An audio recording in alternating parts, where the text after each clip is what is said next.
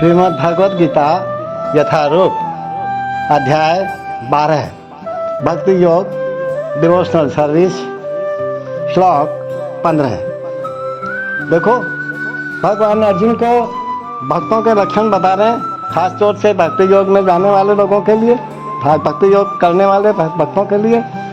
और कहते हैं, देखो क्या कह रहे हैं, यस्मात् न उद्विजते लोके लोकात् न उद्विजते चये हर्ष अमर्ष भय उद्वेगे मुक्त ये चैन प्रिय। एक बार पुनः, यस्मात् न उद्विजते लोक लोकात् न उद्विजते चये हर्ष अमर्ष भय उद्वेगे मुक्त ये च में प्रिय।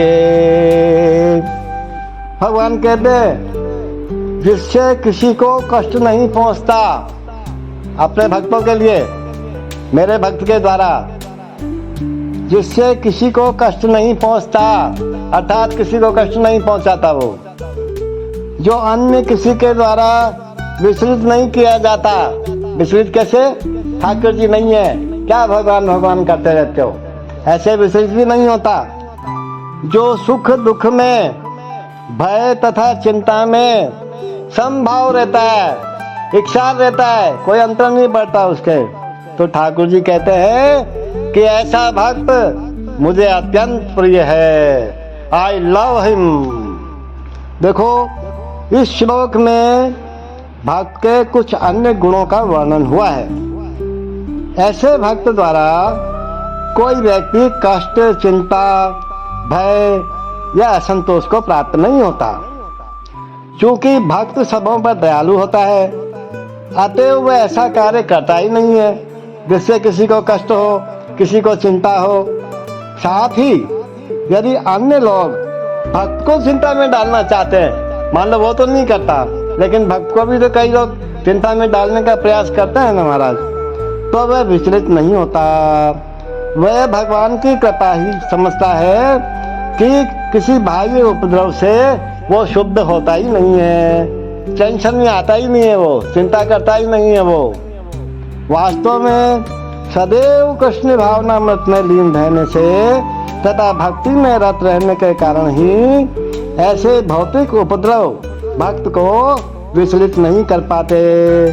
सामान्य रूप से विषयी व्यक्ति अपने शरीर तथा इंद्रिय तृप्ति के लिए किसी व्यक्ति को पाकर, किसी वस्तु को पाकर अत्यंत प्रसन्न हो जाते हैं, लेकिन जब वह देखता है कि अन्य के पास इंद्रिय तृप्ति के लिए ऐसी वस्तु है जो उसके पास नहीं है, तो वह दुख तथा ईर्ष्या से पूर्ण हो जाता है। होते हैं ना ऐसे लोग। जब वह अपने शत्रु से बदले की शंका करता है तो वह भयभीत रहता है, और जब वह कुछ भी करने में सफल नहीं होता है तो निराश हो जाता है।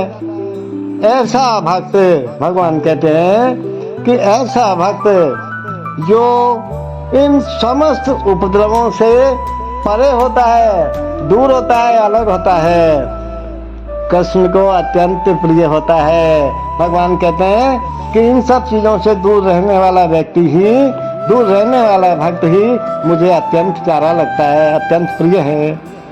He by whom no one is put into difficulty and who is not disturbed by anyone, who is equipoised in happiness and distress, fear and anxiety is very dear to me, is very dear to me.